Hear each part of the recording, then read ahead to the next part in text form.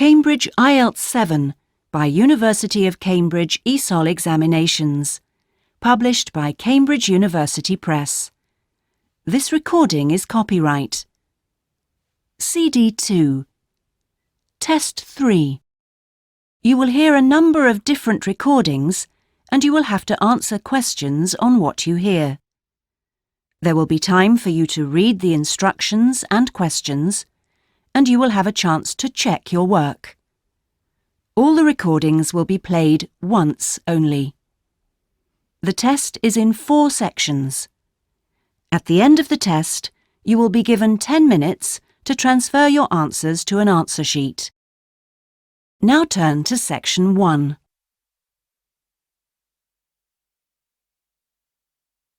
Section 1. You will hear a conversation between a student and a job advisor. First, you have some time to look at questions 1 to 5.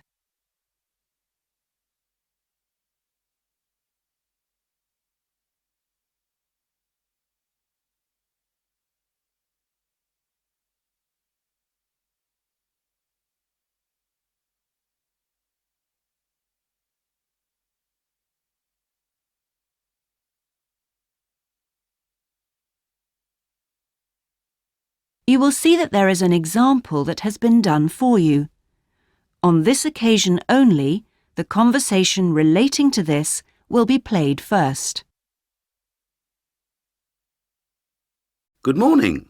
Oh, good morning. Is this, room number 26? Yes, that's right. So, is this the Student Job Centre? It certainly is. How can I help you? Well, actually, I'm looking for a job, a part-time job. Do you have anything available at the moment?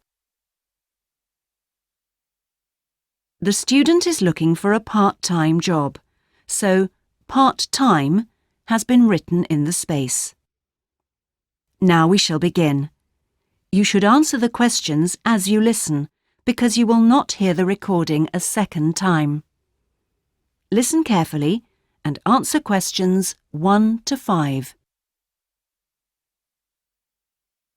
Good morning. Oh, good morning. Is this, room number 26? Yes, that's right. So, is this the Student Job Centre? It certainly is. How can I help you? Well, actually, I'm looking for a job, a part-time job. Do you have anything available at the moment? Yes. Are you a registered student? I'm afraid this service is only available to full-time students. Yes, I am. I'm doing a degree in business studies. Here's my student card. Which year are you in? Well, I've been at uni for 4 years, but I'm in the 3rd year because I took last year off. Right. Well, let's just have a look at what positions are available at the moment. There's a job working at the reception desk at the sports centre for 3 evenings a week. That's Wednesdays, Thursdays and Fridays. Oh, that sounds like fun, but unfortunately I have evening lectures, so that's not possible, I'm afraid. Is there anything during the day? OK, that's no good then. What about cleaning? There's a position for a cleaner at the childcare centre. Right. But you'd need to be there at 6 a.m. Does that appeal? 6 o'clock in the morning? Ooh, that's far too early for me, I'm afraid. I'd never make it that early in the morning. Well, there was a position going in the computer lab for 3 days a week that might be OK. Here it is. No, it's in the library, not the lab. Clerical assistant required. I think it mostly involves putting the books back on the shelves. Oh, no, hang on. It's for Wednesday and Friday evenings again. No, I can't manage that because of the lectures. OK, I'm getting the idea. Look, I'll just get a few details from you anyway, and then we can check through the list and see what comes up. Before you hear the rest of the conversation, you have some time to look at questions 6 to 10.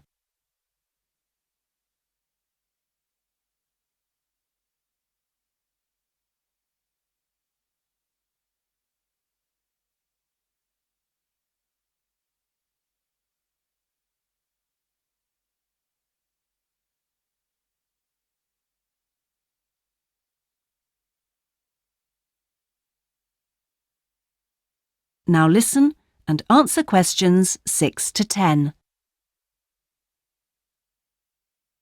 We'll fill in the personal details on this application form first, if that's okay.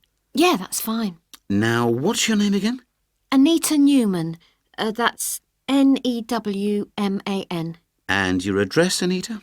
I'm in one of the halls of residence for postgraduate students. You know, International House. OK, that's easy. What's your room number there? Room B569. No, sorry, B659. I always get that wrong. I haven't been living there very long. Do you have any other skills? Typing, languages, that sort of thing? Well, I speak some Japanese. Right, I'll make a note of that. Now, let's see what else is available. What do you think of administrative work? There's a position for an office assistant at the English Language Centre. That sounds interesting. It's for 3 days a week, Monday, Friday and Saturday mornings. Interested? I was hoping to have Saturdays free, but I need the work, so... Can you tell me what the job involves? Yep, sure. It says here that you'll be required to deal with student inquiries and answer the phone. I'm sure I can handle all that without a problem. Great. Well, would you like me to arrange an interview for you? Say Friday morning around 10? Could we make it a bit later? Unfortunately, I've got something to do at 10. Would that be okay? Not a problem. How about 11:30? Hope it works out for you, Anita. Me too. And thanks for all your help. That is the end of section 1. You now have half a minute to check your answers.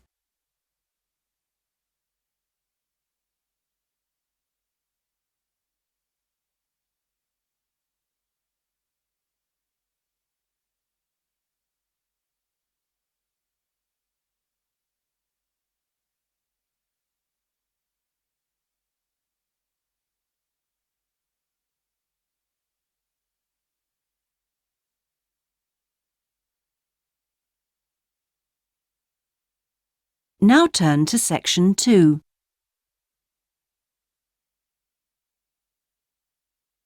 Section 2. You will hear a talk given by a group offering a walking holiday to raise money for charity. First, you have some time to look at questions 11 to 16.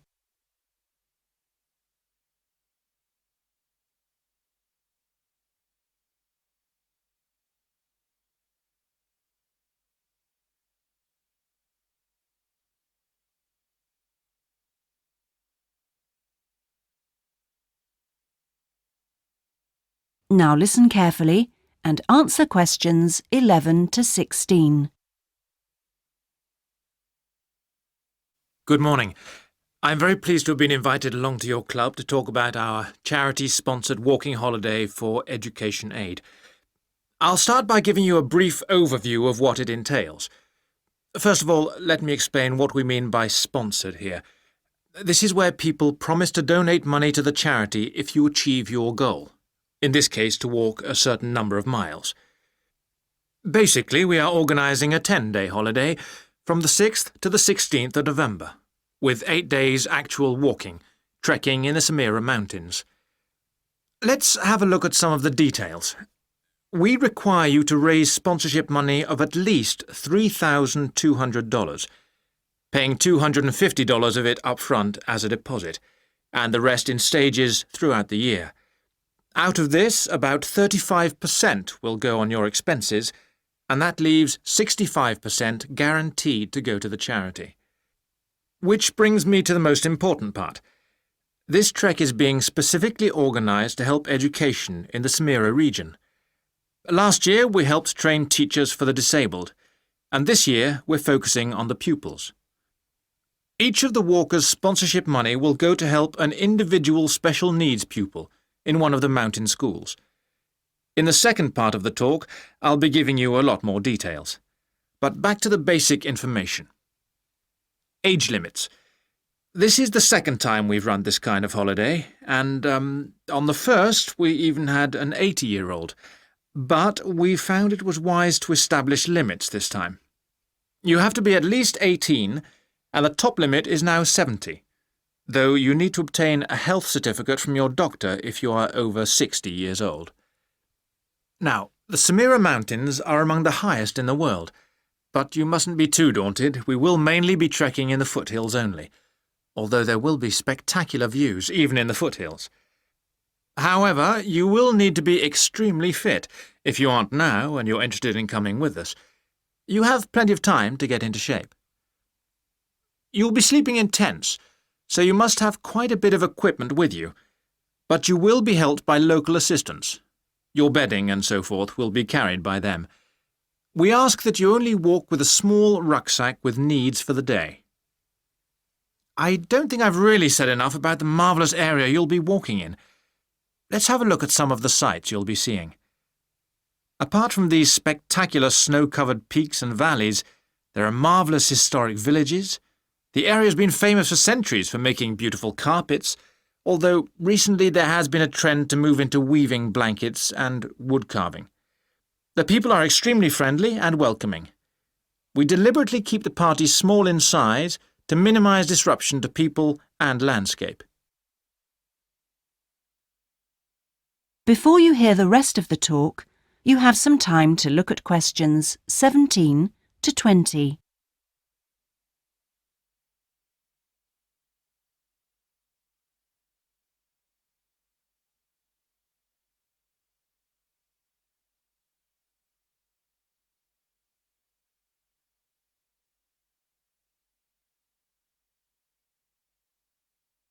Now listen and answer questions 17 to 20. I hope that there are still some people interested. I will be distributing leaflets at the end where you can find out more information. But just for the moment, I'll outline the itinerary, the main high points of the holiday. Obviously, you'll start by flying out to Kishbar, the capital city, on day 1. After a couple of days to acclimatise yourself, you'll start the trek on day 3, walking through the enormous Katiba forest, which will take the whole of the day.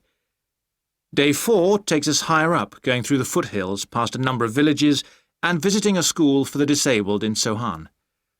Then you have a rest day, that's day 5, before going to the spectacular Kumi Temple, with 12th century carvings, set in a small forest by a lake, and that's day 6, the highlight for many.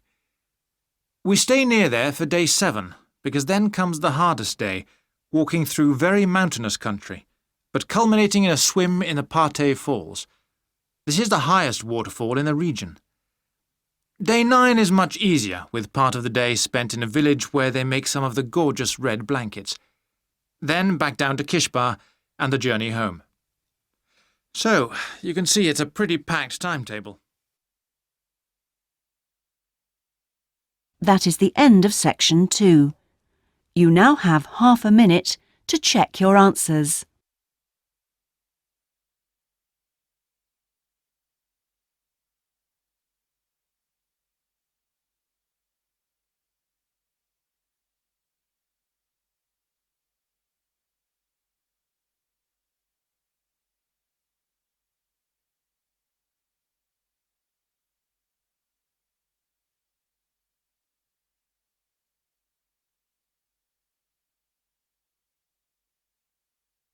Now turn to section 3.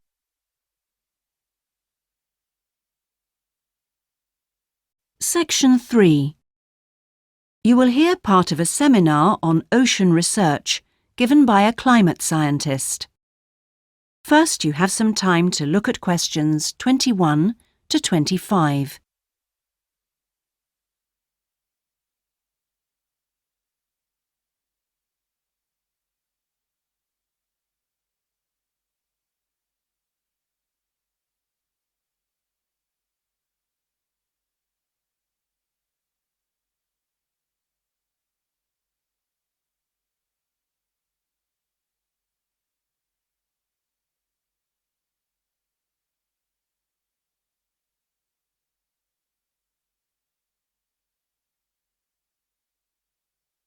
Now listen carefully and answer questions 21 to 25. Thanks to all of you for coming along today to hear about how the Robotic Float project is helping with ocean research. Well, first of all, we'll look at what a robotic float does and its use. So let's start with the device itself. It looks a bit like a cigar, and it's about 1.5 meters long. More importantly, it's full of equipment that's designed to collect data. So it can help us in building up a profile of different factors which work together within the world's oceans. Sounds like a big project. Isn't it too big for one country to undertake? That's quite true, but this project is a really good example of international cooperation. Over the last 5 years, scientists from 13 countries have been taking part in the project and launching floats in their area of ocean control. And next year this number will rise to 14 when Indonesia joins the project. That's impressive. But let's move on to how floats work. The operational cycle goes like this. Each of the floats is dropped in the ocean from a boat at a set point and activated from a satellite. Then the float immediately sinks about 2,000 meters. That's 2 whole kilometers down in the water. It stays at this depth for about 10 days and is carried around by the currents which operate in the ocean at this level. During this time, it's possible for it to cover quite large distances, but the average is 50 kilometers. So, what is it actually recording? Well, at this stage, nothing. But as it rises to the surface, it collects all sorts of data. Most importantly, variations in salinity, that's salt levels, and the changes in temperature, a bit like underwater weather balloons. Then, when it gets back to the surface, all the data it's collected is beamed up to the satellite. After about 5 hours on the surface, the float automatically sinks, beginning the whole process again. What happens to the data? Well, the information is transferred direct to onshore meteorological stations, like our one in Hobart, and within 4 hours the findings can be on computers, and they can be mapped and analysed. Before you hear the rest of the seminar, you have some time to look at questions 26 to 30.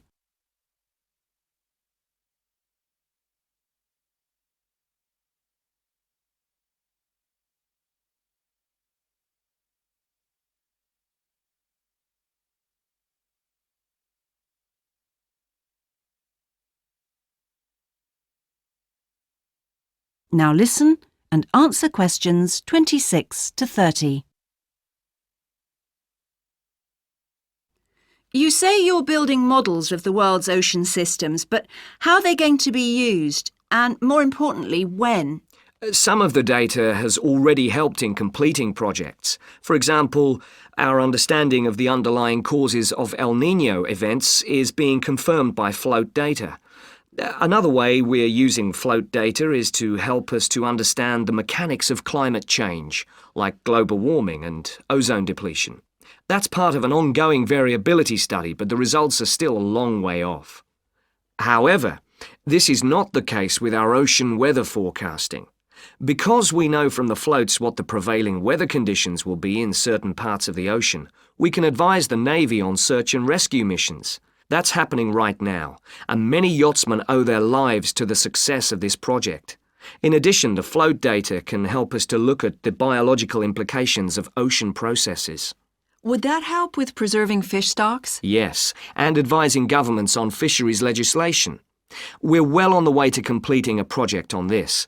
We hope it will help to bring about more sustainable fishing practices. We'll be seeing the results of that quite soon.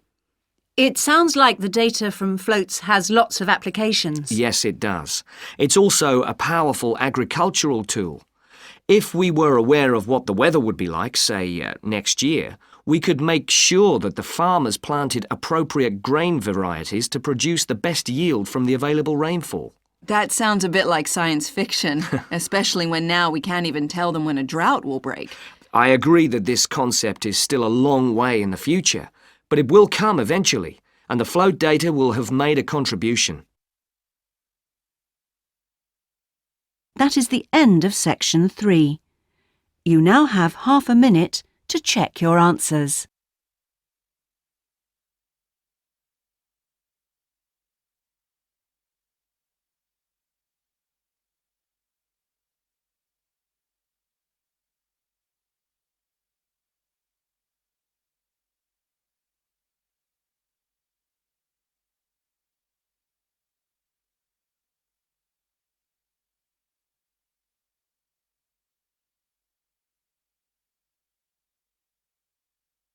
Now turn to Section 4.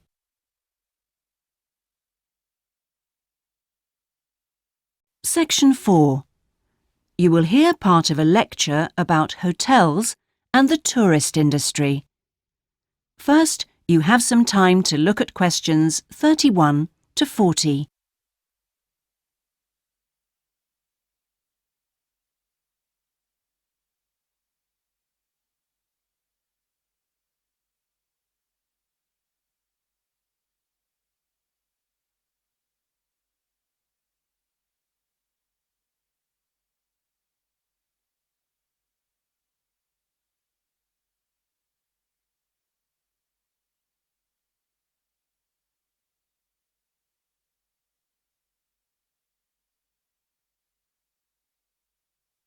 Now listen carefully and answer questions 31 to 40. Good morning, everyone. Today's lecture forms part of the Hospitality and Tourism module. Last week, I looked at the economy end of the hotel business. This week, I'm going to discuss the luxury end of the market. Let's consider the following scenario. You wake up in the middle of the night in a strange hotel miles away from home, disoriented most probably from jet lag, when even the most expensive surroundings can seem empty and dispiriting. You have paid a great deal of money to stay in this first-class hotel with its contemporary technology, but according to recent research carried out by an international travel and public relations company, all is not well. The research suggests that even the most opulent, luxurious hotels seem to have underestimated the most basic needs of their customers, be they traveling for work or pleasure. The need to feel at home in surroundings which are both familiar and inviting. Do these findings, however, apply only to hotels situated in particular areas? Is it possible that the external environment can affect a guest's well-being? The company's research covered a whole range of different hotel types, both independent hotels and those which are part of large chains.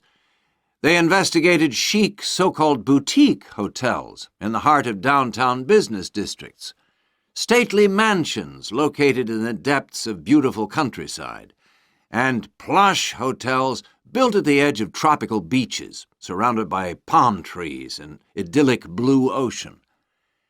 And the research concluded that what was outside the hotel building simply didn't matter. This is a fascinating revelation, and those of you hoping to move into careers in the travel and leisure industry would be well advised to look at the findings in more detail. But back to the main point of this lecture, the need to feel at home. What can the hotel industry do about it? And is the very idea so subjective that it's impossible to do anything about it on a global basis?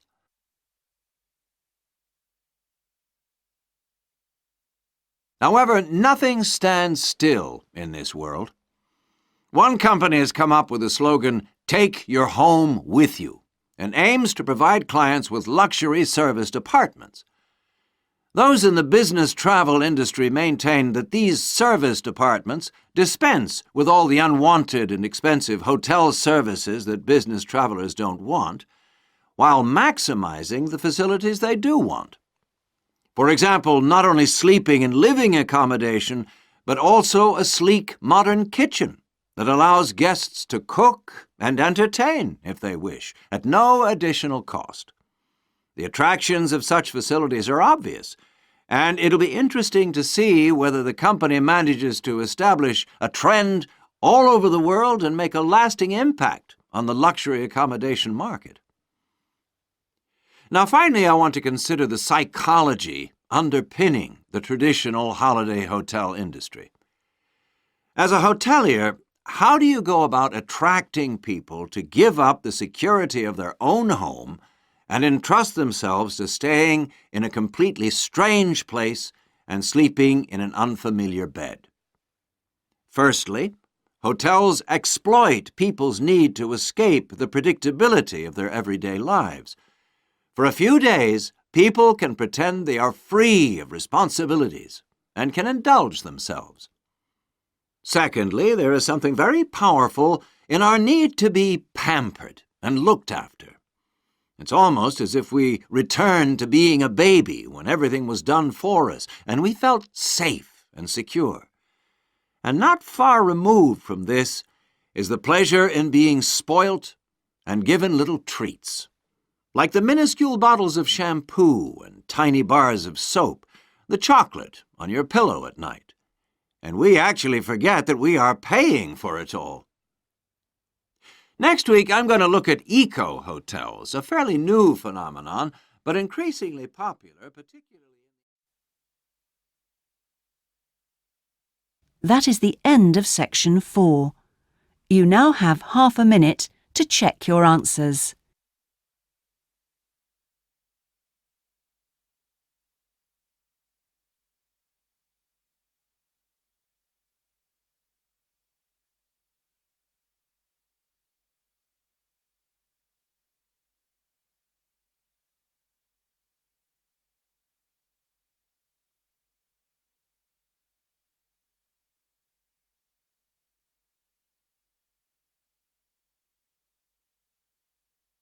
That is the end of the listening test.